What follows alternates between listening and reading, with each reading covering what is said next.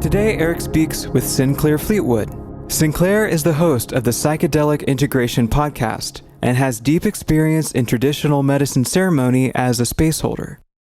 As you listen, notice that every hardship which Sinclair has withstood has generated in her deeper and deeper insight and peace. We can feel exceeding optimism when diamonds like her devote their experience and understanding to catalyzing the progress of others in any way that they can. And that is exactly what Sinclair is doing. To uplink your life to her attention, you want to go to sinclairfleetwood.com. There you can schedule one-on-one coaching and access podcasts, digital courses, and masterclasses to help you build a conscious relationship with psychedelics from go. You're listening to Psilocybin Says.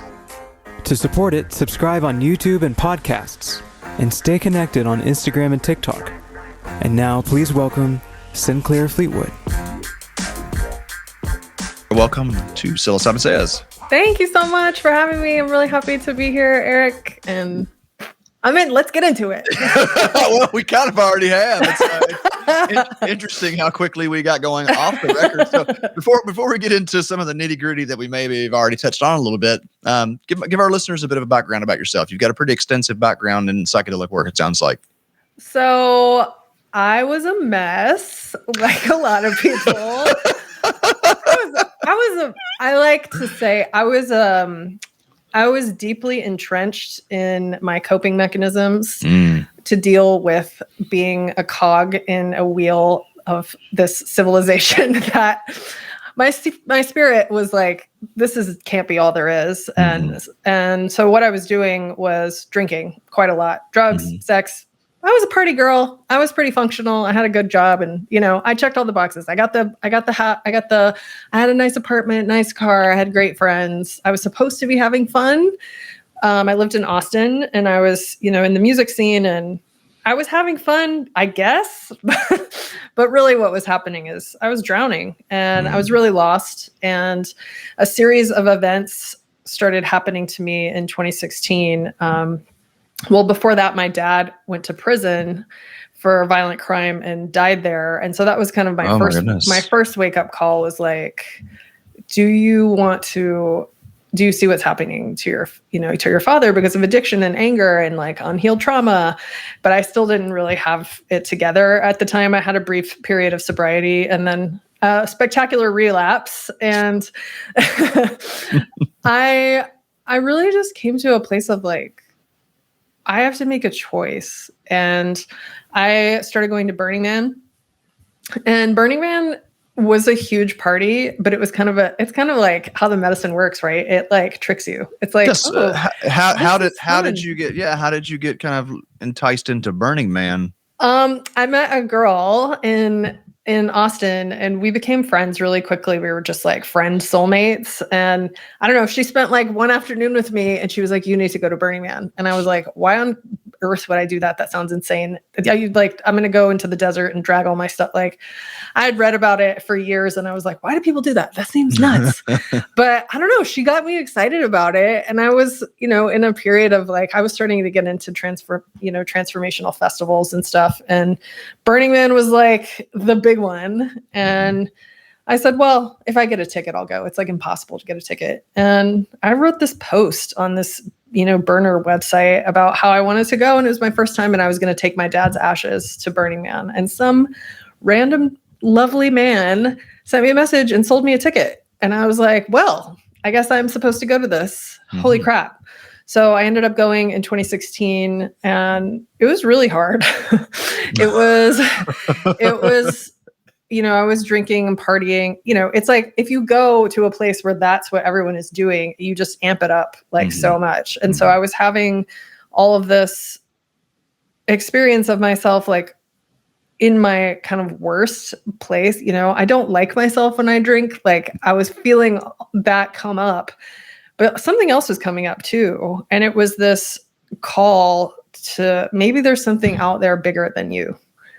Because there kept being all these synchronicities out there. Like the temple that year. So Burning Man has a temple. And it, in my opinion, is like the heart of that festival. It's like where people go and put their they put their, their tributes to their loved ones, or they pray for help. They're asking for guidance. It's this beautiful building, and it's filled with people's emotions, and it's a huge work of art. And then they burn it at the end of the week. And so I took my dad's ashes and put them in this temple. And the temple was a Japanese pagoda, which my dad was like super into Japanese art, and he loved the architecture. And when I saw it in the middle of the desert, I felt like it was put there just for me, for this purpose, to like say goodbye to my dad. And so I started, the synchronicity of that. And then this woman came into the camp and told me that my playa name was Lotus, and disappeared into the night. This is like some gypsy lady. I don't know. She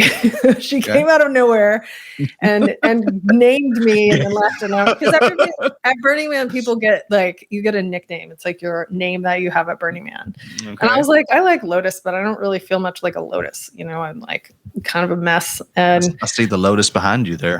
Yeah. Well, now I'm like, that's Lakshmi. I have a Lakshmi. Oh, Lakshmi. Yeah. Oh, yeah. gosh. She's my queen. Love it.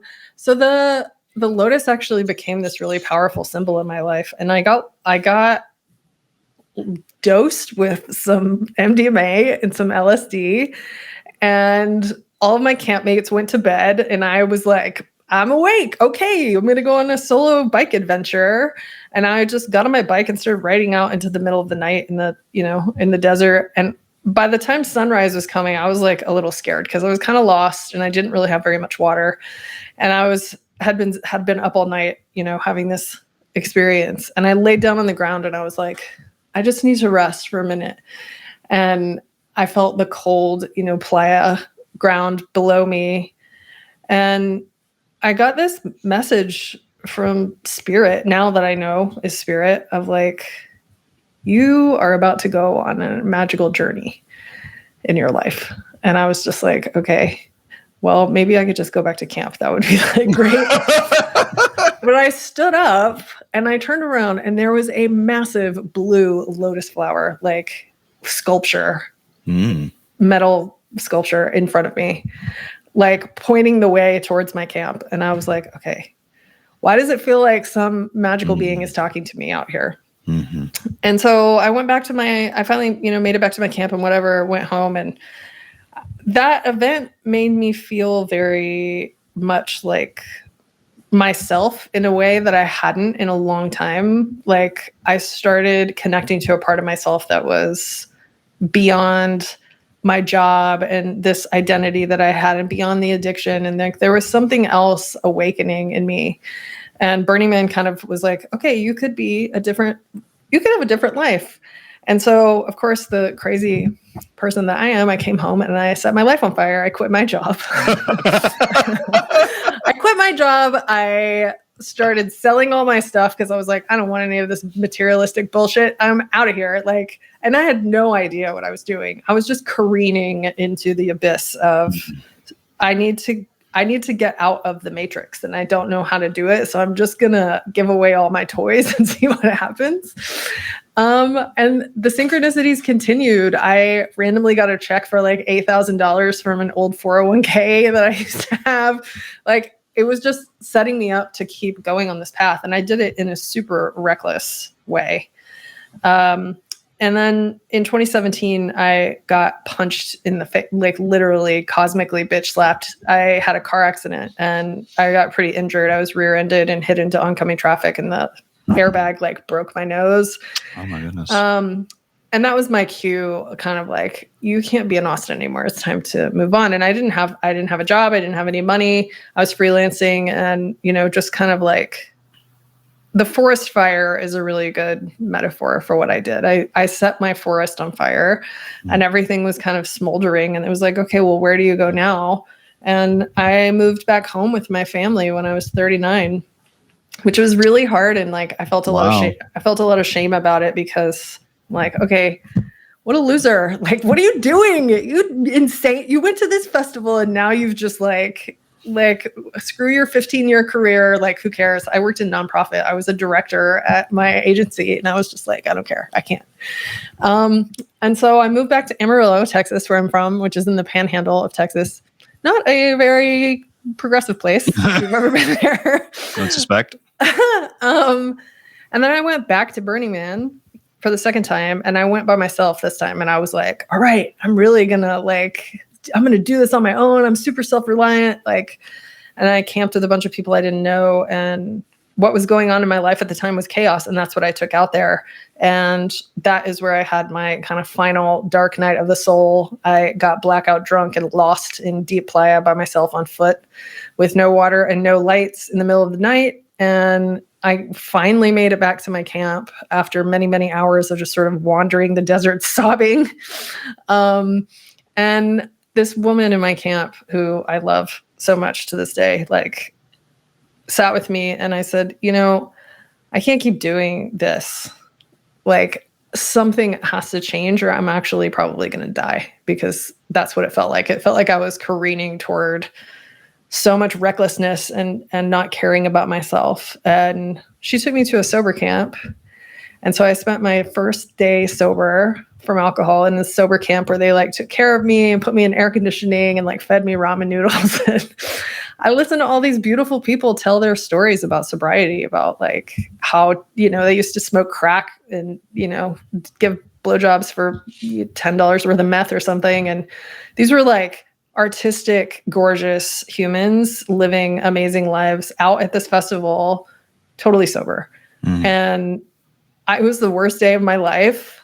And I'd had a lot of those days, and for it to be the worst day, the number of worst days of my life. I mean, I couldn't even count how many I'd had, how many times I had woken up and I cannot drink anymore. I can't do this to myself anymore. And for some reason at that time, it stuck. And I made a commitment to myself, and I was like, I don't know what else, but I can't do this anymore. I've already destroyed everything else in my life. I might as well give this up too. And so I went back into the temple and had this ritual with myself, just sort of begging for someone help me. Whoever can hear me, help me. This is what one of my teachers says. He's like, we pray to everyone who can hear us, who can help us. We are struggling down here. And I haven't had a drink since. That was almost 6 years ago. Wow. And from there is when I started walking towards the medicine path. And so which led you to Peru, South America? Yeah. I immediately got on a dating app when I got back because I was like, well, I don't have alcohol and I'm trying to be sober. How can I entertain myself?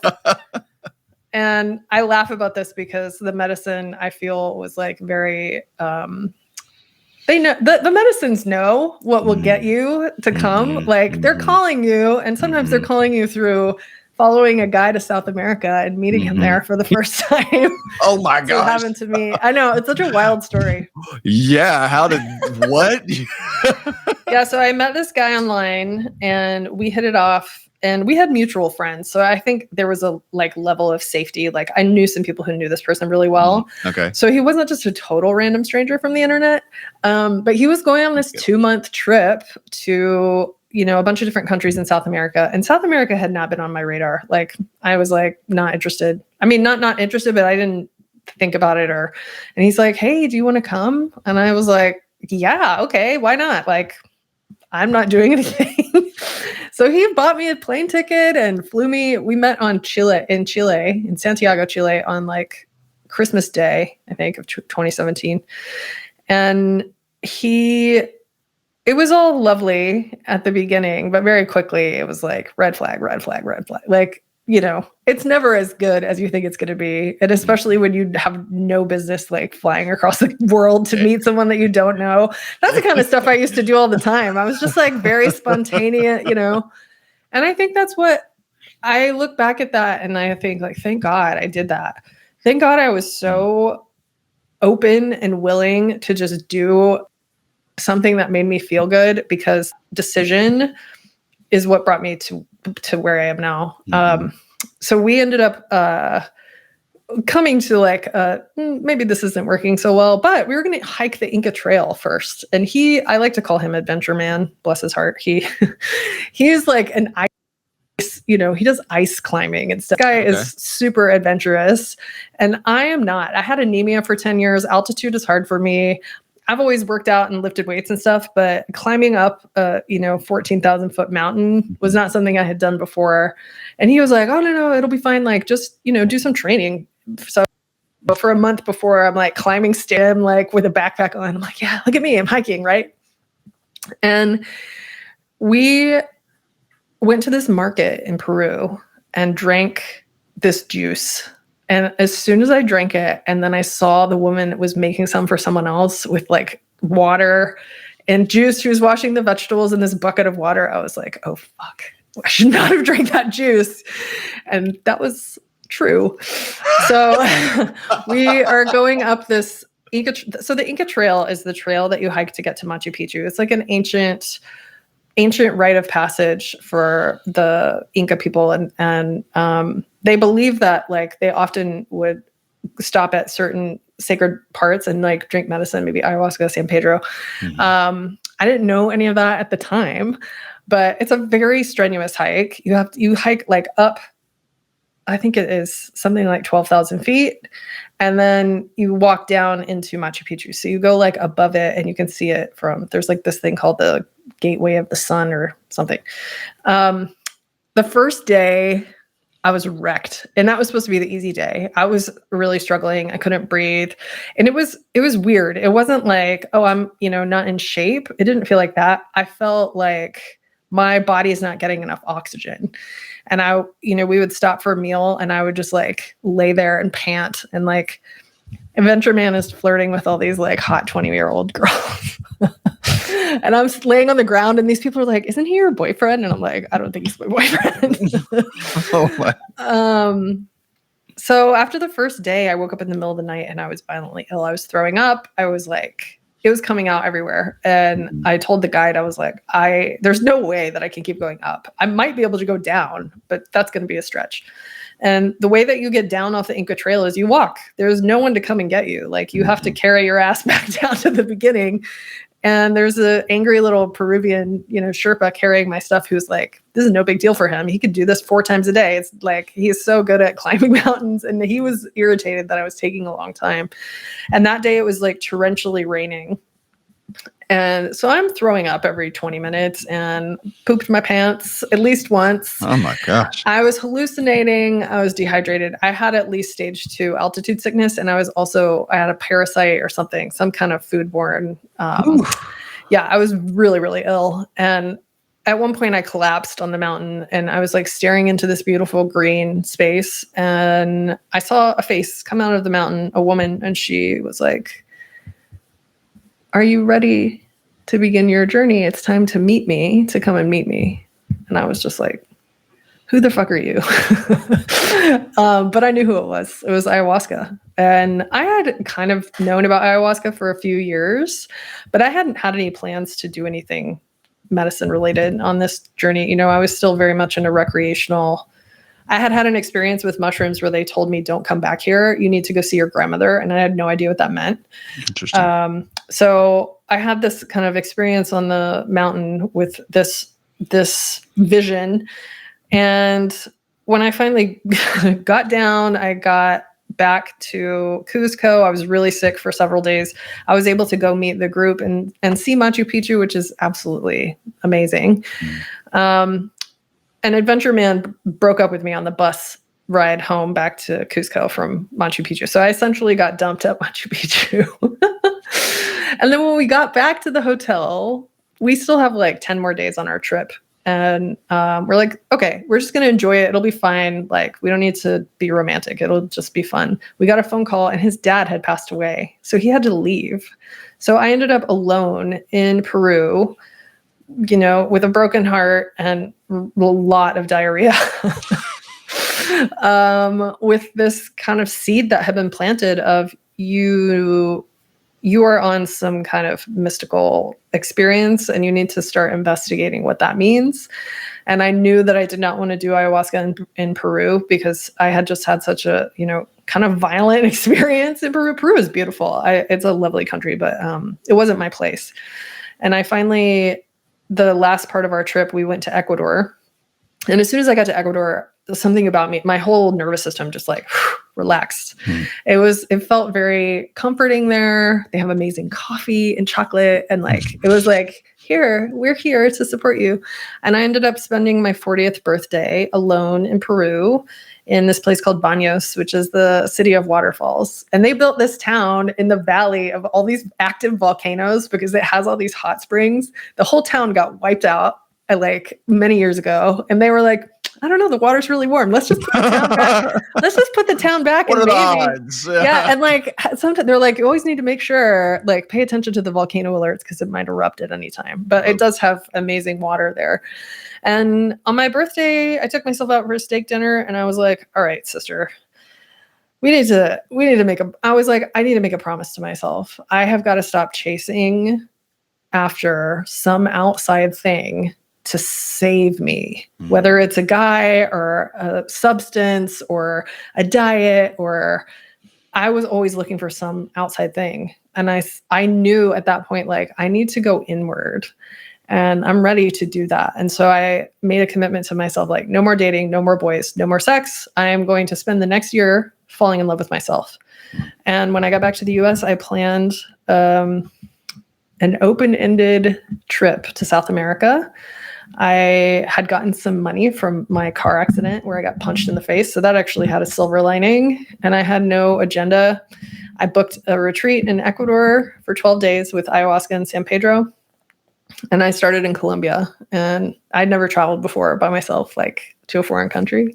So it was all a learning experience. It was so fun and like scary. And I went to the retreat in April of 2018 and radically changed my life in 12 days. I ended up volunteering at the center. They invited me to stay as a volunteer. And after my second retreat there, they gave me a job. And I kept traveling for a few more months, went back to Burning Man one more time. And then in September of 2018, I moved to Ecuador and started managing an ayahuasca retreat center.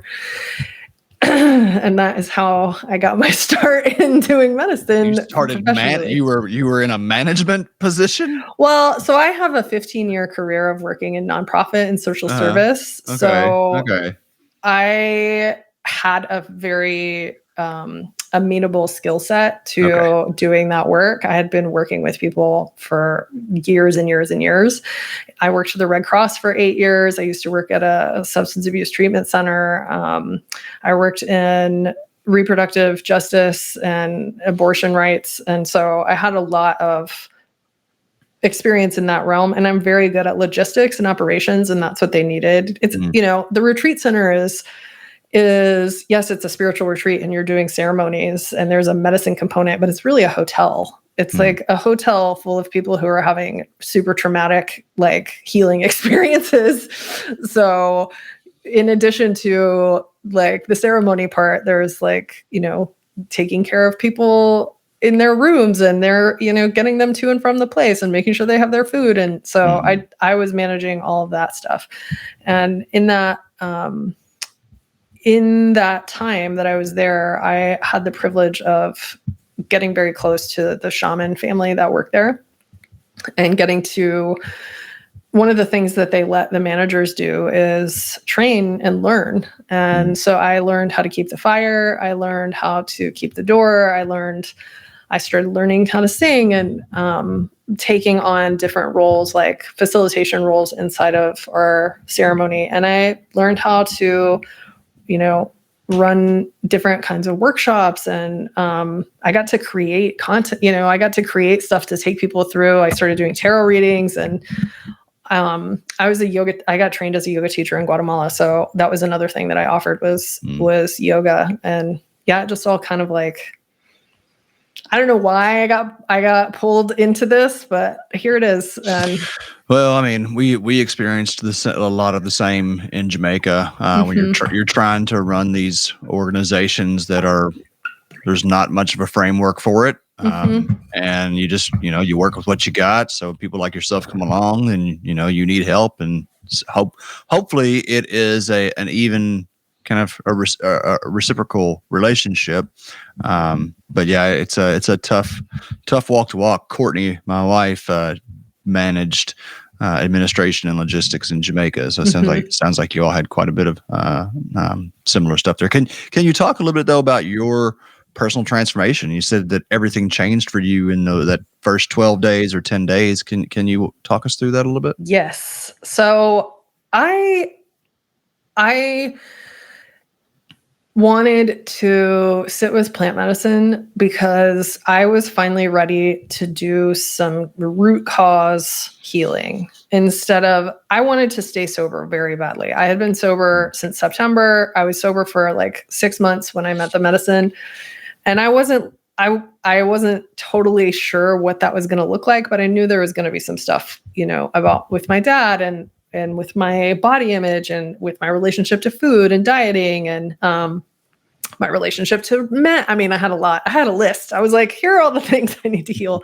And I think that's what a lot of people come into it like that, right? Like, here are all the hydra head of problems that I have in my life. And I wanted, and what ayahuasca did for me in San Pedro is it was like, forget about all of these. You need to go a level deeper. We're going to go really, really deep. And the first thing that I experienced with ayahuasca was understanding my anger and just brokenness around my relationship with my dad. I had a really hard relationship with him. He was a very charismatic and beautiful man. He was a healer. He was a chiropractor. And he was also an addict and a womanizer. And he had this like Jekyll and Hyde thing going on. When he was sober, he was so beautiful and smart. And like, he was like a Buddhist.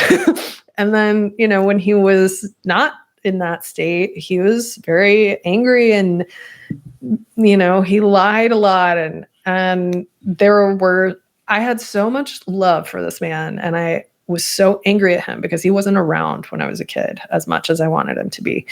And one of my teachers says that the first thing that we have to heal when we start working with medicine is our relationship to our mother and father. And I really actually believe that's really true. Like your family of origin, whatever is going on in that relationship, you got to get straight with that in yourself. And that doesn't necessarily mean like, okay, it's all fine now. Like my healing was ayahuasca took me into my father's prison cell and asked me if I wanted to go into his body and experience what it was like. And so I did. And I felt all of his feelings. I felt all of his shame, his remorse, his like loneliness.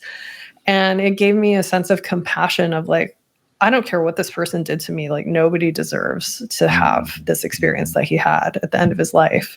And he died. They found him in his cell. He died alone, chained to a hospital bed before any of his family could arrive. Like they didn't tell us for days. So we didn't get to, the last time I saw him, he was chained to a hospital bed on a ventilator. And I think he saw that it was me. I could see him recognize me, but it was tough. And so she asked me like, do you want to experience his death? And I was like, that's not mine. So no, thank you. And that was the first time I was like, oh, that's a boundary. Wow. I've never had any of those before.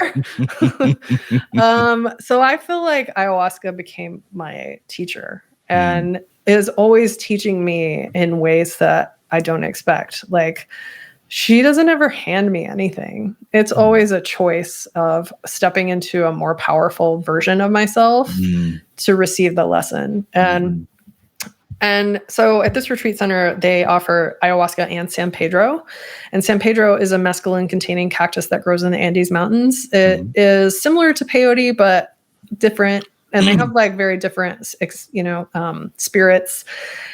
And San Pedro, I didn't really know much about it. And then that medicine became is my favorite. I love him so much. And we call him the grandfather, and like ayahuasca is the grandmother, and peyote would be like the great grandfather, and the mushrooms are the Los Niños Santos, the sainted children. And so they all these plants have a spirit associated with them. So you'll hear people like gendering the cactuses, and he told me this, and so that's why I talk like that, because that's how in the lineage that I am part of is how they taught us to share about it. And San Pedro is an empathogenic medicine. So it's a heart opener. And a lot of people have a really hard time with it because it's super masculine and not in the way that we understand masculinity. It's this gentle, divine, masculine spirit. And it is a lot of energy. And for me, because I had such a wound with the masculine, I did not like having that energy in my body. I felt enraged. And the San Pedro was like opening my heart and showing me like, you have all this rage and it's directed at your father. It's directed at you. And it's directed at all men. Like, you hate men and you need to look at that and feel it. And so that first week in my very first San Pedro ceremony, I connected to this, I call it sacred rage, but it's, rage is hard to look at and feel. And luckily I had support and I just was like screaming at the fire. And I remember my teacher, Salvador, was like, don't scream at the ancestors. I was like, fuck the ancestors. I was so mad. And I was able to connect to that rage and like start to feel it in small increments and release it. And, that's really the only way, I believe, is to tap into those feelings and allow them to be felt. Mm-hmm. And sometimes you can do it like fire hydrant style where it's like, it like overtakes you. And then other times you can only like do a little bit at a time because it's so intense. But I got so much out of that first week. And they also at this place serve ayahuasca and San Pedro together inside of a sweat lodge, which is a insane experience that I've done many, many times. And that was, I relived my entire addiction. I was like on the floor convulsing, like, just like, really being present with all of the harm I had done to myself and understanding why I had done it. Because I had this idea that there was something wrong with me. And what the medicine gave me was compassion and understanding of like, that was the best you had at the time. And that was actually you protecting yourself. Like, you didn't have the capacity to feel all these feelings before. So you had to drink because you couldn't feel any of this. And so I started changing my understanding of my path and like what all of this stuff meant, like rewriting my story to where it felt beneficial. And, I'm sharing all of this crazy stuff that I went through. And in the time it was happening, it was crazy. I was, I was like feeling traumatized and upset. And now I can look back on it and be like, yeah, I'm a spiritual warrior. Like, that's what's up. Like, this is what I went through to get here, Mm-hmm. But that perspective has come over years of integration and like really working on,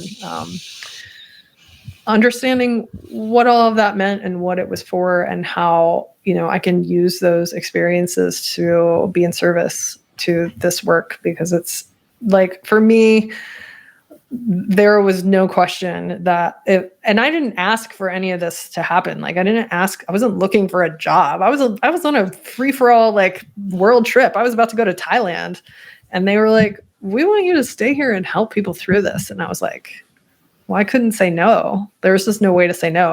I want as many people to have this experience as possible because it is so transformative. Mm-hmm. Mm-hmm. Wow. I so appreciate your just flat out vulnerability and really sharing the depth of your story from go. No, seriously. And I believe that is one of the crucial components of a skillful space holder or medicine worker, however we term this. So that's beautiful. Can you talk about the transition from working with the medicine for your own personal growth and then providing that support for others, because they're two very different worlds? So I didn't know they were different at the beginning because, a lot of these retreat centers have volunteer programs. And so, people are coming, lots of young people, and sometimes people of all ages, but it's mostly younger people because they are the ones that are able to be like, whatever, I'm going to go like live in a backpack. And, right. And we had a volunteer program. So one of my jobs was like managing and hiring and like bringing in volunteers to support the family. And that was one of the things that I think was the best about this place was there was a lot of volunteers and a lot of people there holding the space, even though most of us had no training or, there was no, we didn't have any medical staff. It was just a free for all. And we were learning from people who had been there, and some people had been there for a few months, 6 months, a year. And when I was coming in, a bunch of people that had been there for a long time were leaving. And I realized that all of the people that were leaving were very grumpy and upset. They were not really okay. And I was so confused and naive. Because I was like, what could be wrong? I was just like, how could you live here for 6 months and not be like, you're in paradise, you're living the dream? And this is what everyone thinks at the beginning. Oh, that won't happen to me. They must have they just must be grumpy people. Right. And there may be a couple that was true, but I know some of these people still, and we're still friends. And it's like, no, this is just a culture of abuse, actually. And unpaid labor is one thing. There was all these volunteers and none of them were getting paid, and they were getting paid. They were doing a work exchange, which they were essentially paying to be there. And also working, a ton of hours, cleaning toilets, whatever, which is fine. None of that is inherently bad, but it wasn't one of the principles of medicine work is reciprocity. And this way that this retreat center was run was completely out of balance. And there was one person there that was making a lot of money, and that was the owner. And the medicine family, the shamans that came, this is the Ecuadorian people they're from all over Ecuador, Chile, Mexico. They're a ragtag crew, this fam. Okay. But they came and did the ceremonies. They drove in, they brought the medicine, but they made all the medicine. It wasn't just we're doing a ceremony we're just working this retreat. They were working, it takes a minute to make ayahuasca. Oh, yeah. It takes and they are very ethical people with integrity. And so they're sourcing the medicine from places where it's getting, one vine gets cut down, they plant 7 in its place. That's their vibe. Is we're going to make sure that this is done in a good way, and everything that they do is like that. And so they're coming in and they're not getting paid very much, not comparatively, right. And especially when there's no overhead for the staff. And so one of the things that I was part of was taking money and seeing the books and all this stuff. And when I started seeing that stuff, I was like, what the fuck? I'm getting paid $200 a month to do this. Whoa. And so I started advocating for myself, and I started advocating, the owner had asked us we got work visas in Ecuador so that we could move there full time. This is me and my partner, John, who I met at the center. And it was just not equitable. We had a place to live, but we could only live there during the retreats. When the retreats were over, we had to leave. And so we weren't making enough money to go home and visit our families. And it started feeling very cult-like, you're not really allowed to leave, actually. And you're not really allowed to say what's going on here. And so, if you come as a guest, you are not seeing any of this, because I didn't see it as a guest at all. I saw some high-strung people that were, doing stuff, and I'm like, these are just medicine people, whatever. This is how they are. And then I realized as I was moving up, the main manager there got essentially after 3 years got thrown out of the place because he found another job, and it was all amicable until it wasn't. And then she threw him out, and it was really nasty. And I was just I didn't have anywhere else to go at the time. And so I'm taking on this job of this person. And as soon as I did that, my experience there changed a lot. And I went from really enjoying the work I was doing to being an emotional dumpster for the owner. And I'm like, oh my God, she had this really abusive relationship with the previous manager. And I had heard from other people when people were finding out that I had gotten this job, they're like, be careful because this is what's going to happen. And they were right. It was really, really hard. And so you asked, you can learn very quickly in medicine spaces, and keeping the fire and taking care of people while on medicine changed the game for me. It was like opening this new level of medicine. Yes. Like, it's like, oh, now you're in service. Okay, welcome to this new level. Like, you get to learn how to walk around in here on this. You are going to learn how to walk around and keep this space and hold this fire while ayahuasca everything is covered in spiders. Like that was one thing that happened to me. Like the fire turned into spiders, and I was like, it's fine. It's just spiders. We're friends. It's no worries.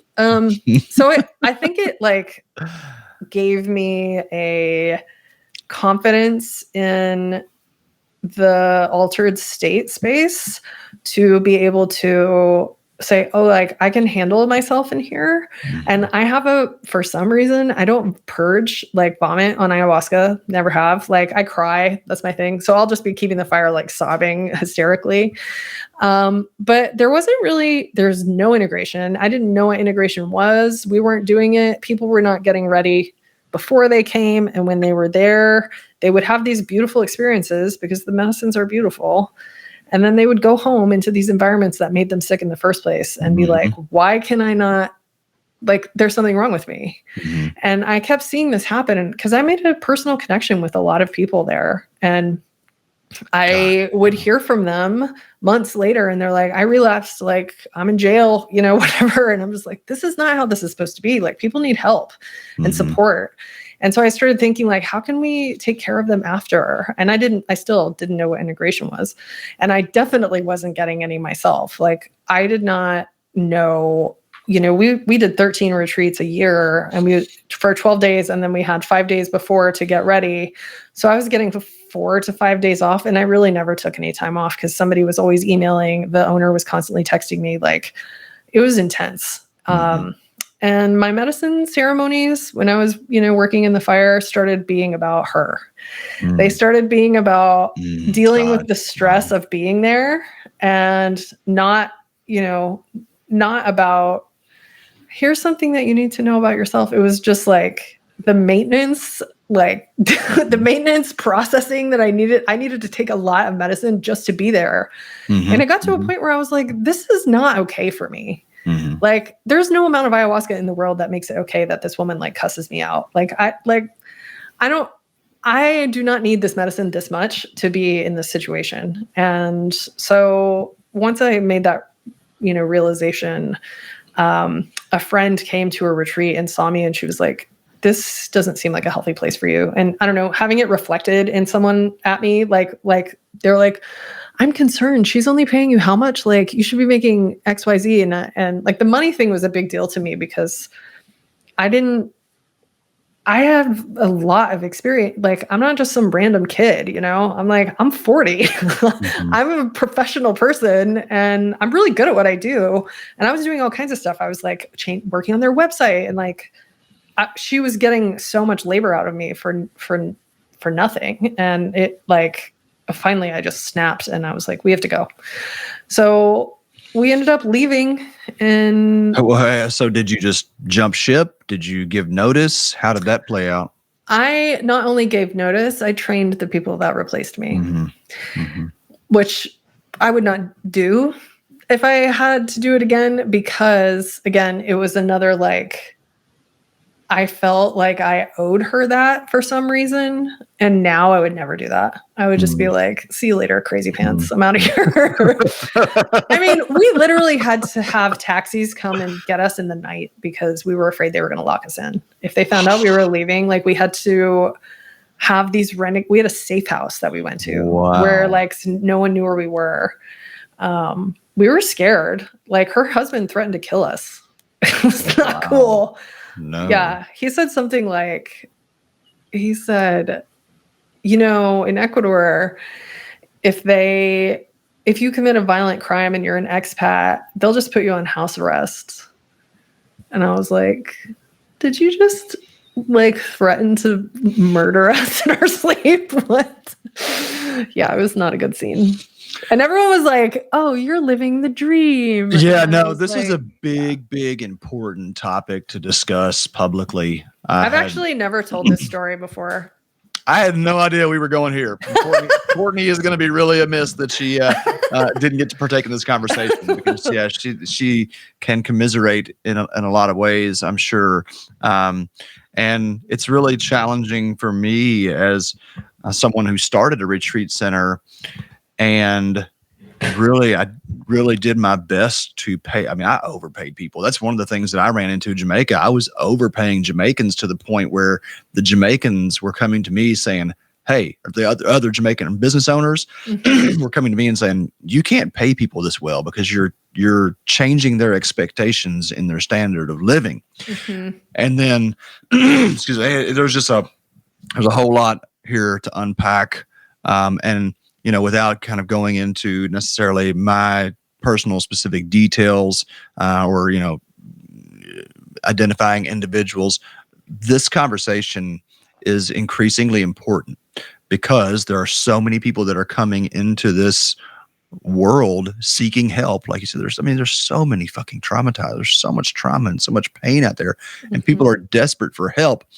And I don't want to say the majority by any means, but I have certainly run across, and it sounds like you have your fair share as well, individuals who see this opportunity to capitalize on the suffering of others, the generosity of others, the enthusiasm of others, while they just reap the financial benefits and have no real concern for the long-term well-being of the people that are working for them or the people that they are supposed to be in service to. Mm-hmm. And I don't know, aside from some, undercover expose, I'm not sure how we really bring light to this topic. And also, like, I don't want to like spotlight anybody necessarily. I mean, I've certainly had my career threatened, and I have had my reputation attempted to be ruined by people who didn't like me rocking the boat when I wanted to stand up for the people who were working for us, or the people who need ongoing support. I mean, when I look back at our work and I administered psilocybin to over 1,000 people through Jamaica, and I look back at how many of those people, just like you said, went back into their home situation, back into the shit show that they came from without any support. And 3 months later, they're just back into the same traps as before, which is ultimately why we started Sanctuary, this church, this community, basically, that my ongoing hope and what we are seeing playing out pretty beautifully is that by creating as much as humanly possible, this egalitarian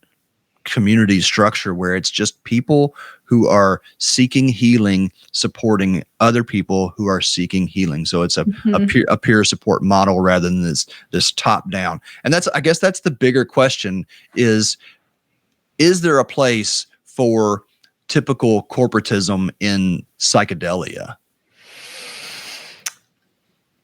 Not the way that I want to see it done. I mean, here's how I feel about it. There's sort of psychedelics is a huge umbrella. Yes. A huge umbrella. It's like, and we're bringing things that aren't actually psychedelics under that umbrella. Yeah, I mean, ketamine, come on. I know. So you have there's sort of two major camps, I would say, in this time. And one of them is the MAPS / medical, we're going to make this legal and you're going to get it in a doctor's office. And to me, that is just more like broken healthcare. I'm not interested. Yeah. And I say this like, I know for some people going and taking a psilocybin pill in a clinic with a therapist might feel really good to them. Good for you. Go for it. Do it. I hope that you get to do that. I'm not saying like that shouldn't happen or that it's wrong, but when the point becomes about money, shit gets twisted up in not a good way. And the problem with everything in our society is that it's all for profit and everybody is flailing and failing. And the reason that I came to these medicines is because I wanted out of that. Yep. And so the second camp is the plant medicine, based on tradition and indigenous teachings. And like, these plants are not just pieces of material for us to ingest and take it like a pill. This is an ancient, like, ancestral wisdom consciousness that you are ingesting. And if you do it in a ceremony with the technology and there's a fire and all this praying, like, watch out, because you are going to get healed. And like, to me, that's where the magic is. And that's where the beauty is. And is there something wrong with we live in a capitalist society, and I believe that people who carry medicine and people who facilitate and people who do coaching work and, all of these different people that are healers and support in this world deserve to have enough money so that they're not struggling, because we need these people to be doing this work. And if you're, how do I pay my rent? Like, it's really hard to hold space for people. I don't want my space holders to be worried about their rent. I want them to be getting massages, and like, I want them to be eating organic food and feel really healthy. I think about my teachers in Ecuador. I want them to live to be 150. They are so amazing. I wish they could live forever. They're like the most amazing people, and they deserve to be paid well. And so this idea that we're going to get, all of this stuff for nothing needs to die. And so we have to balance the need to be well paid and the business side of it with not just ethics, but like virtue. And like, is this something that I ask myself all the time is this beneficial for everyone, or is it just beneficial for me? And if the answer is it's not beneficial for me and everyone, then it's not good. And I don't want to do it like that. So how can I do what I do in a way that is supporting the collective to change? Because the way that we've been doing it sucks. That's why everyone's sick, because 100%. We're not supposed to be sitting in cubicles, like working for some dude who's on a yacht. The amount of extraction that is, for a billionaire to have $1 billion, how much labor that they have taken, time they've taken from other people. Like, it's gross. And I don't have a problem with capitalism when it's done in a conscious way. But if you come into a medicine space and you're like, how much money can I make off of people? I think you're asking for trouble, and you might make a lot of money, but you're going to deal with it in some other way, because that's just how your karma is going to be, Yeah. I mean, I'm assuming that the retreat that you worked with is still in operation, or no? I think so, as far as I know. So that's kind of, I guess, the question that I have. I'm not really sure how to pose this question, but how do we educate the public enough so that they know that they are choosing an ethical? Because you said there's 2 camps, but I see I kind of at least 3 camps. You might know about a camp I don't know about. Well, I mean, I see the retreat centers as, obviously, that's working with the plant medicines, the plants themselves, but the respect, the acknowledgement of these as ancient technologies, like you said, doesn't necessarily go hand in hand. So I think that you have retreat centers that are operating in an ethical way, that respect the tradition, they respect the history, the legacy of these plants, the ancestry. And then you have those that are see an opportunity, and they might not be operating in a clinical manner, but they're not operating in a way that is in accordance with the kind of the spirit of the medicine itself. And I have been a little bit surprised that some of these facilities have lasted as long as they have, because at least in my personal life, the mushrooms kick anytime I'm living a false life. They just fucking rip me to shreds. No kidding, brother. So like, how are these places going on like this when they're and maybe it's just a long tail, but it's been really interesting to me that still seems to be the case. Yeah, I had a come to Jesus moment with this when I came out of my time in Ecuador, and was like, oh my God, what just happened? I was really angry, and I was like, I need to be the one to take this place down, like, Mm-hmm. and then I realized like, I actually don't have the capacity in my nervous system or I was so wiped out. I was just telling you, like, I've never told the details of this. I've said in different places publicly, I have a podcast as well, so I talk about this stuff sometimes, but that I was abused and, I have said some things, but to take on the mantle of like, I'm going to take this retreat center down, like, to me, I would be sort of stepping in the way of spirit, because spirit is already taking. Yeah. 100%. I mean, 100%. The people that I know that are doing medicine work in a way that is not, where they are not doing their own healing, where they're, it's very money focused, they are already unraveling in themselves. I'm sorry, go ahead. I don't want anyone to get hurt. Mm-hmm. And so if someone asks me, hey, I know you used to work I don't even say the name of the place. It's like Voldemort to me. Like, I don't speak its name. They who shall not be named. And because I don't want people to go and because if you look online, the reviews for this place are going to be amazing, because those are the only ones that they allow to stay up. Exactly. I have seen them pay people to take reviews down that are bad, and intimidate people in emails, like, don't leave us a bad review. And you can see, one of the things I tell people, if you want to know the true, like, who are these people running this place? Look at how they respond to negative reviews. Don't look at the positive reviews. Go look at all the negative ones and see if you get a visceral feeling in your gut of like, ooh, I wonder if, like, even if it's just one, don't go there. Yep. Like, no. And if you don't see mixed reviews, if you don't see some complaints that are just at least there, don't trust it.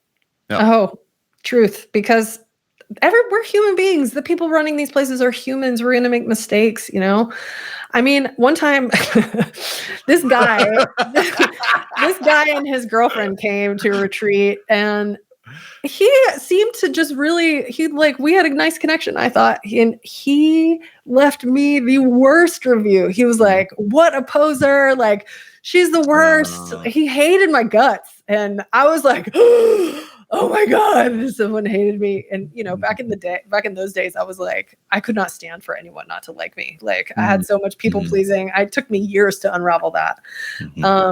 Now I'm like, good. If somebody has something to say about something that I'm doing, say it. And if you say it publicly, even better, because then we can clean it up in front of everyone. And that's how the family should do it. 100%. Like, let's do it together out in the open. I have been trying to have that. I keep saying it publicly because I want these guys to man up. Psychedelics Today came down to my retreat center and they praised me and all my work and all the shit. It was all the great. Eric's great. Myco meditation is the best thing ever. And then I did not hire back a mutual friend who was just a complete shit show of a facilitator that was supposed to be the greatest thing ever. And she got them to create like a media shitstorm about me. And I tried multiple times, let's just have this conversation. I'm ready to have this conversation publicly. I don't whatever your criticisms are, because they posted this whole thing about how I'm unsafe, but would give no instances or anything about it. I'm like, let's have this conversation publicly. I had a therapist friend of mine. She actually on her own reached out to them and said, hey, look, I'll mediate a conversation between you all. Eric's doing great work. You all are doing good work. Let's let's figure out where the disconnect is here. And they were like, yeah, no, if we're going to have any kind of a mediation, then Eric's going to pay for a third party mediator. I'm like, are we fucking psychedelic people or not? Are we fucking psychedelic or not? So psychedelic people, that's how they roll. Yeah. I'm not a psychedelic person. Well, I'm a plant medicine person. Okay. All right. I see you right there. So that's what I was saying about the two camps. Yeah. Why would you tank somebody's business if you have a disagreement with them? That's such a death cult thing to do. For sure. And I don't know those guys, but all of this huge, all of these conferences and these big magazines and these big, look at this one website and they know everything. No, they don't. Bullshit. Stop listening to them. Stop listening to them. I've been saying that. First of all, these medicines have been suppressed for, thousands of years or hundreds of years. We've lost thousands of years of knowledge. So nobody in the United States knows this stuff like it's being presented, which is a major source of frustration for me. I wanted to ask though, did the owner of the center that you worked for, did her and her husband, do they take ayahuasca? Oh yeah. Okay. Yeah. That's where I'm a little confused. Like, how are they not getting their asses handed to them in ceremony? I asked myself that question many times, and the answer that I found I didn't really like, but I think this is true, is that these medicines are not really, they're neutral, Yeah. Like they're not necessary. They will, if you want to heal and that's your intention and you are trying to walk into your darkness and like heal it and love it, they will help you. If you are doing nefarious shit, they'll help you do that too. Yep. Like it's not really, the medicine is a catalyst for whatever is coming through you, and you might be in a lifetime of making chaos. And this lady used to always tell people this was her last lifetime, and I was like, every time you say that, you're getting 1,000 million more lifetimes. She'd be like, I've done all my healing, this is my last lifetime. Oh my goodness. Yeah, anybody that's done all their healing, The thing I do want to say about her is that she is also a gifted medicine woman. She has a magnetism and a magic about her that drew so many amazing people to this place. All of my best friends I met at this place. My teachers I met there. My partner I met there. Like, there's something special there that's happening. And she is the creator of that. And I think the thing that I saw the most about her was that she did not have the capacity to allow herself to enjoy any of that. It was always like, and I don't know if that's from like childhood patterning or something that was blocking her from really receiving the love that people had for her. Because people come and get this healing and they're like, you saved my life, and maybe that pressure is a lot. I don't know. But what I saw was this, this magical place that this woman had created that called in all these really magical people. You have to be magical to do that.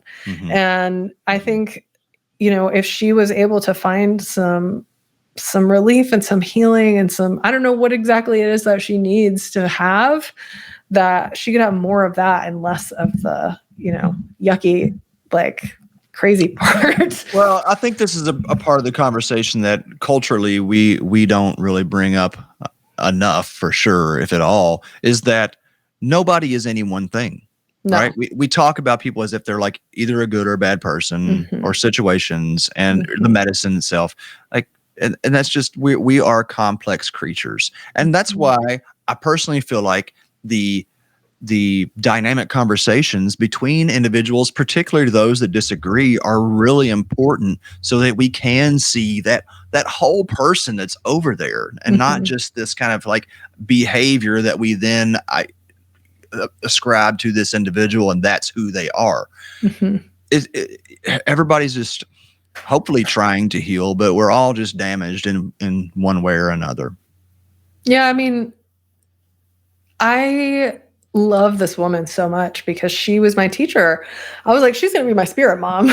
And in a lot of ways she was. Like, I learned things that I do in my work to this day, I learned from her.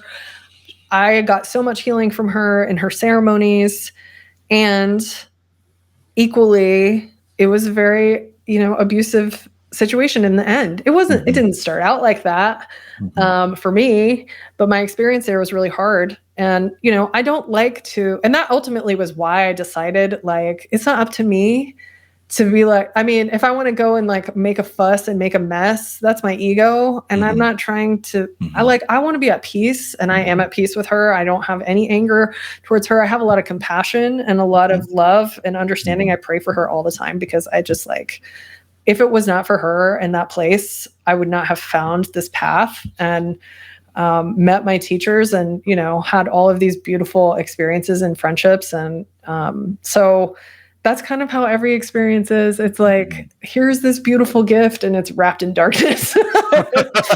Like, or here's this bag of dog shit in a really pretty package. Yeah. And I think that being able to look at it like that, of like, yeah, it was the best of times. It was the worst of times. And I needed it to be all of those things to come into understanding, because what I got out of that experience was, this is really not how I want to do things. I felt that I was receiving that experience because I needed to know that from the very beginning, because I was going to be holding space for people for a long time in different capacities. And this is what it looks like when you do it in an unhealed way. And then I had another experience with a person that worked there and started their own thing. And it was another experience of like, here's what happens when you focus on the money. And like, I just kept getting that. And I finally was like, okay, I'm ready to learn through do it like this. No more, don't do it like this. I got it. I'm like, I received that. So, there are a lot of people giving medicine that don't have any anchors into any tradition. They are, I met a guy who's giving people Bufo who took a 2-week online course. And I'm like, are you kidding me? Yeah. So, or Cambo. I had a medical doctor came and volunteered at a retreat in Jamaica and almost killed one of my clients, a cancer patient I was working with. They went and did Cambo again. I told them not to do the Cambo. You're not okay for this. And because of the fucking money, she wanted to make the money. And then after the girl almost died, like the Cambo was administered by this woman who was a medical professional, said she had trained under all these people, gives Cambo to the cancer patient. The cancer patient like dies. A guest who was a nurse happened to be there and resuscitated her while the medical doctor was freaking out. 2 days later, the medical doctor, this all happened without me knowing until 24 hours later. And then 2 days later, the medical doctor had the nerve to go and ask the cancer patient for $100 for the ceremony that she administered that almost fucking killed her. Yeah. It's just There's like, a lot of that. There's a lot of it. There's a lot of it. And I just feel like so much of the truth of this gets lost in the hype around psychedelics. And, it's doing its thing. It's running its course. When you see, if you hear those stories, then maybe sitting in a doctor's office and taking a pill sounds really safer.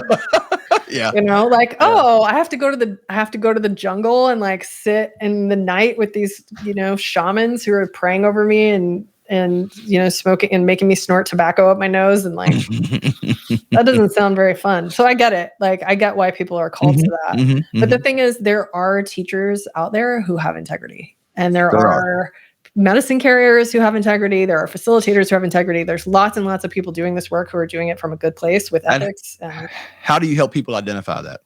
So one of the main things that I have been called to do is to educate people and to teach them, what kind of questions do I ask? Like, how do I vet a facilitator? That's one of the things.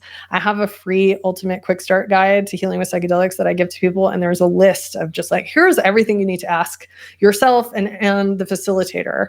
And I try to give people the information and the preparation and help them understand how important the preparation is, because preparation is part of the experience. It's the experience starts, for me, it started on the mountain, before I even left. It was like, these medicines are calling you, and all of these things are leading up to it. And you can prepare yourself to meet it in a conscious way rather than kind of like doing, there's no rush. Like, it's better to take your time and to find someone that really resonates with you. And like, I do that through my podcast, through writing, and I'm just like, here's who I am. This is what I have to share. This is what I know about this work. And you might not like any of it. And if you don't, like, don't listen to me. Find somebody that is saying this, that's talking to you about medicine in a way that you're like, fuck yeah, I like that. That makes sense to me. And that's how you already know. I mean, the work of these medicines is to help you trust yourself again. It's not that you need to transform into some other person. You already are that person. You need to get rid of all this shit that's blocking you from being yourself. And, you know, starting to just understand the considerations that you need to take before embarking on this. Because it's not just one, you know, you sit in a ceremony, it can change the rest of your life. I told you what happened to me. Like, I didn't know that I was going to move to Ecuador and become some, like, you know, medicine weirdo. And I mean, I probably should have known, but what I saw in the retreat setting was a lot of people were not ready for the experience to open them like that. So you come into this space, you take the medicine, and you have the big journey. Like, the journey is, you need to learn how to navigate. Like, that's a whole thing you need to learn. And how, you know, there's ways that you can prepare yourself to have that experience so you don't freak out. And you know, when something is heavy, which it will be, you have the tools and understanding to learn how to surrender, to relax, to be with it and navigate through it in a way where you feel safe. And then, like, after that, if you go back into your regular life and nobody speaks the language of spirituality, nobody speaks the language of medicine, people think that you're nuts, or they like think that medicines are drugs or whatever. Who are you going to talk to about that stuff? Like, you are going to either keep it to yourself and go back to your old coping mechanisms, or you've got to find somebody who can hear you. And that's ultimately why I chose to become a coach, is because I want to be that person. I'm like, I speak this language. Let me like translate let me help you understand what's happening to you, because your whole life is changing. And like, you know, changing your mindset is one thing, but like changing your belief system and your worldview and your values is like, I was saying the other day on my podcast, I was like, I want you to be so authentic that no one in your life recognizes you. Because it's true. It's like, who are you under there, under the masks, under the conditioning, under the diagnoses? Like, what magic are you capable of? Like, let's find that. Yes. And put yourself in situations where people are celebrating that, instead of like, ooh, don't change. Why are you quitting this medication? Like, you eat mushrooms? Are you crazy? You know, like, we don't want that. We want people to, I mean, the only way that I know how to do it is to open my big mouth and like, just keep like talking about all of this stuff. I mean, you're doing the same thing on your show, and like sharing your experience and sharing your understanding. And there's lots of different perspectives about how this stuff works. Keep looking. There's so much stuff online. Like, look on Instagram, look on TikTok, look on Facebook, look on like Meetup. Meetup is a great one. And so I live in Asheville, North Carolina, and Meetup is very active here. There's psychedelic societies, there's psychedelic circles. A lot of stuff is happening on like messaging apps. You know, there's groups that are like, hey, this is the group in your community. And once you meet one person, then you get invited into the group. And then like every night of the week, somebody's, you know, singing or doing something somewhere spiritual. These definitely in Asheville. You can't like, you can't turn a corner without somebody offering you ayahuasca down there. It's ridiculous. I was in Texas after moving back from Ecuador, and I was like, where are my people? I can't find them. And then we moved here, and it was like, oh, they're here. That's why we couldn't find them. So what are your thoughts on the kind of the legalization, how things seem to be moving here in the US around these medicines experiences? I don't think plants should be illegal. What? I don't think people should be prosecuted for taking plants to heal themselves, to feel better, to cure themselves. I don't think that they should be prosecuted for praying with plants. If that's how you connect to spirit, that's a religious sacrament, and that is your First Amendment right. I feel happy that something is happening. And I also think that MAPS is the psychedelic mafia. Really? Yeah, they have been on a mission for a long time to go through the medical channels to make this all possible. But who is it going to be possible for? It's going to be possible for therapists who pay them a bunch of money, and then they get permission to give you MDMA or psilocybin in a pill form. And where does that leave the medicine carriers, the indigenous people, the people in, like the churches who have been doing this work underground, who are still going to be able to be prosecuted because they're not part of that system? To me, that doesn't feel like progress. It feels like more of the same thing. And I'm not saying that MAPS is doing bad work, but if you have to be in their club to participate, that doesn't feel very accessible. MAPS, at least as I have experienced MAPS, they seem singularly focused on MDMA. I know that there are other groups, Compass and some of these other groups, that are trying to wedge in with psilocybin, which to me seems like that's just going to go nowhere. You're never going to supplant the plants. It's just not going to happen. They're going to try. They'll try, and it'll make some headway for a while, but eventually it'll all shake down.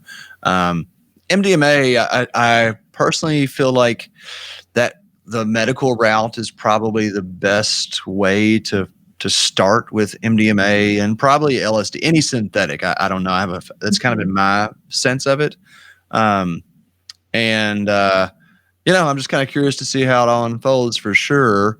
And I think my general belief is that eventually people are going to come around to the spiritual organizations, because these are spiritual experiences. For some people don't have a spiritual experience with it, which is so strange to me. But I think that they don't understand that they're having a spiritual experience, right? Like I've spent a lot of time helping people understand that their 4 hours of shitting and vomiting was actually a spiritual experience. And so, there's a way to contextualize it. You mean that whole time when I thought I was dying, that was a spiritual experience? Absolutely. Great. Perfect. Absolutely.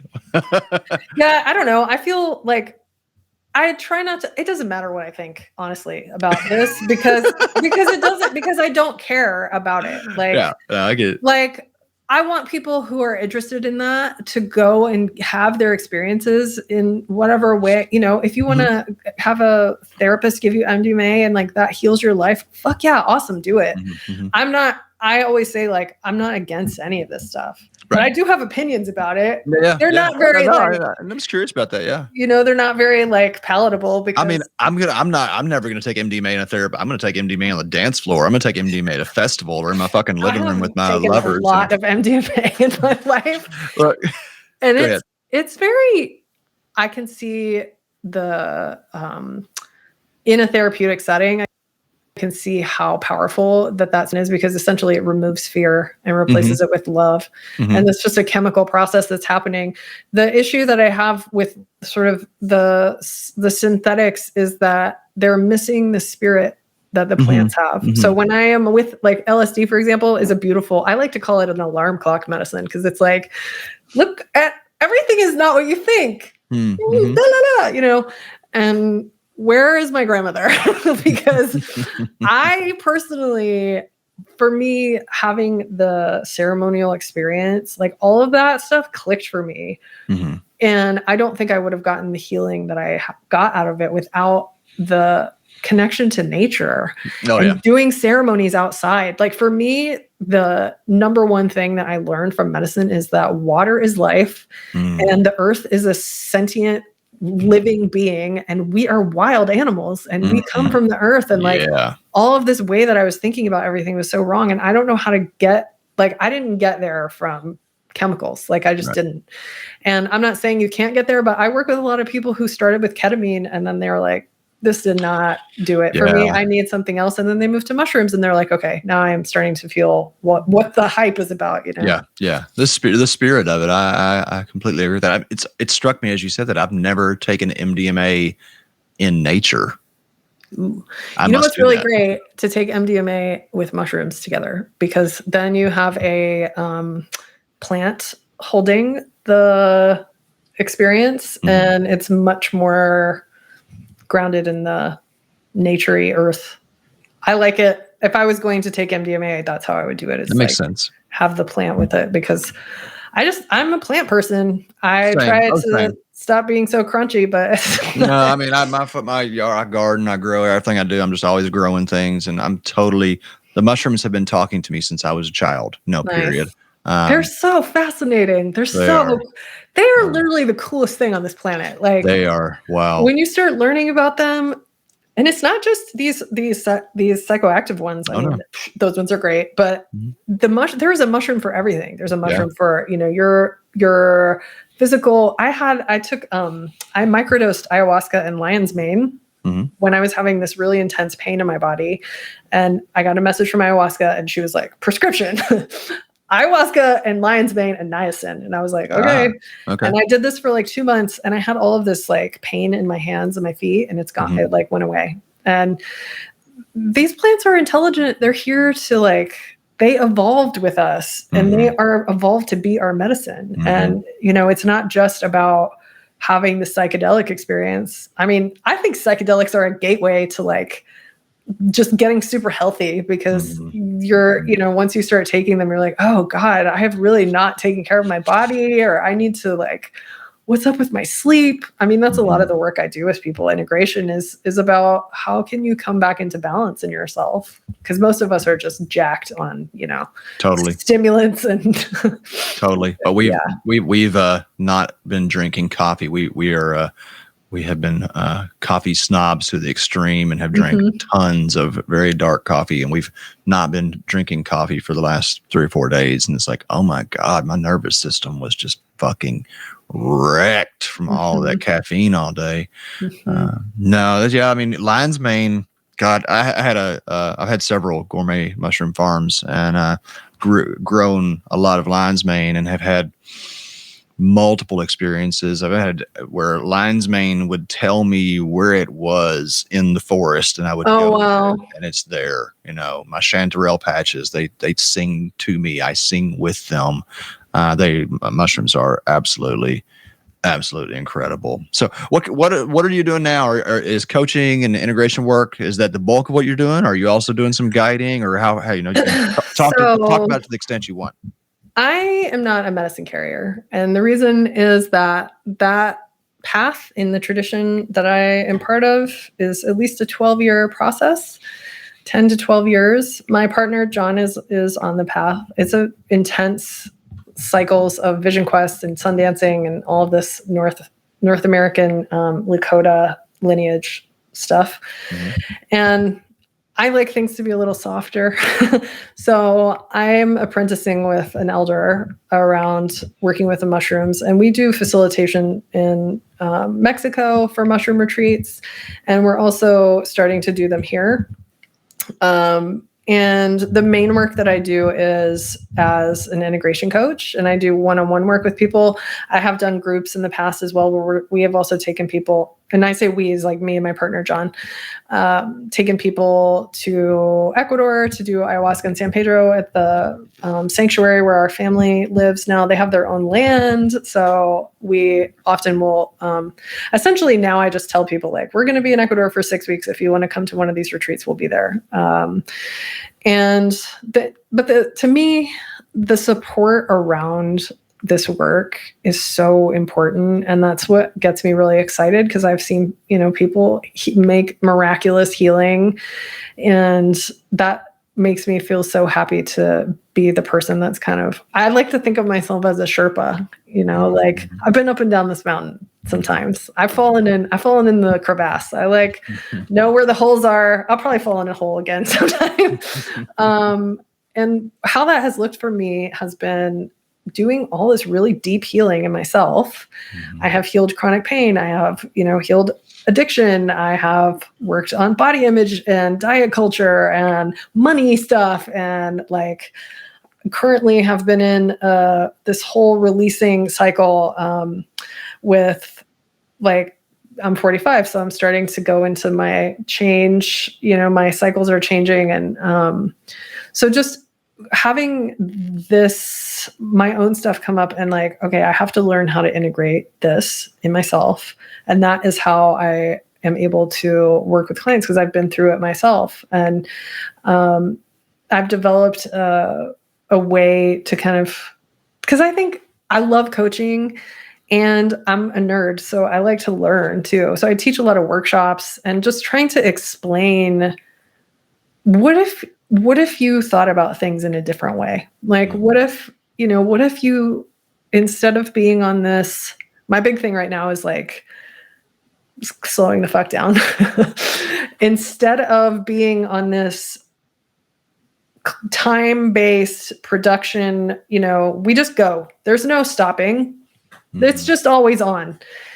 That is just not healthy. No, we are meant to live in seasons. And you can look at the seasons in nature as a guide, but like nature is always telling us what to do. Mm-hmm. Nature takes rest. Nature sleeps. Nature sleeps for months. That's what winter is, like it's not always time to harvest. It's not always like, how hardcore can I be? And the more that I have slowed my own life down and my nervous system down, the more I'm like, oh my God, when you start doing this, like you were just talking about the coffee, when you start slowing down, you need so much support because your body is like, oh my God, it doesn't feel safe to slow down.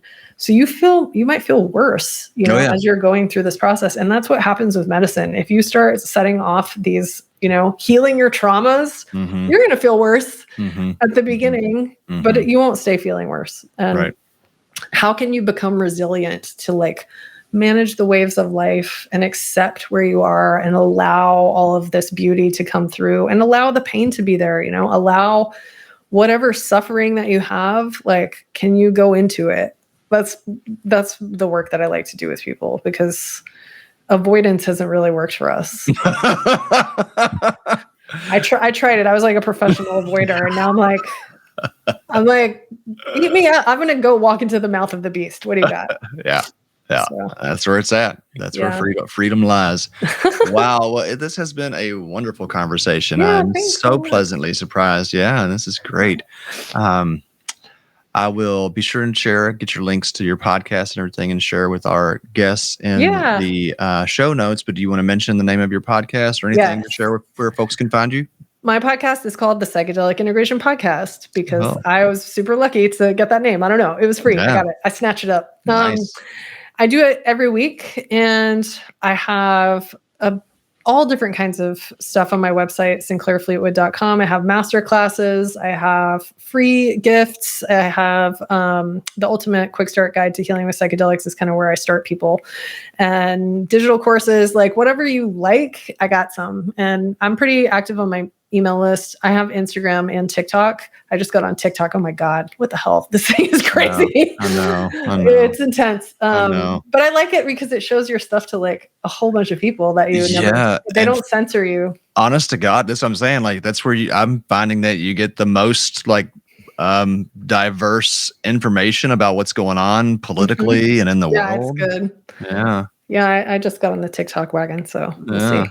And so I do, like I was saying, we do have events, and for our retreats, they're only for my clients because it's a sensitive thing. But we are having one in August. So if you're interested and you want to do it soon, I have a couple of spaces left. Nice. Is this ayahuasca, mushrooms? Mushrooms and San Pedro. Okay, nice. Mm-hmm. Yeah, I have not had the pleasure of experiencing San Pedro yet. I have a couple of them growing in my yard. Nice. But they're so lovely. They're great. Yeah, I've historically been horrible with succulents. I tend to overwater. So where do you live? Kentucky, Louisville, Kentucky. Oh wow, okay. Yeah, we're not too awful far. We went down to Asheville a few years ago for Shane Moss. Do you know Shane Moss, the comedian? We went down there and saw him, and Courtney and us. I'm terrible at keeping up with pop culture. I only know him because he came and helped. We got connected through his podcast, and he ended up helping work on our retreats and stuff. So I'm not pop culture. I hear names. I'm like, I don't know who the fuck that is, and I don't really care. I've reached like, I'm old now. That's fine. Don't care. Yeah, no, I didn't care 10 years ago. I'm also 45. So. Oh, good. Yeah. Cool. Yeah. We're the same age. Indeed. Anyway, Sinclair, it has been really wonderful talking with you, and I hope this is not the end of our conversation. Yeah. Thanks, Eric. I really appreciate you having me on the show and just sending lots of good vibes and blessings to the work that you're doing. And please give your wife my best. I'm sad I didn't get to meet her.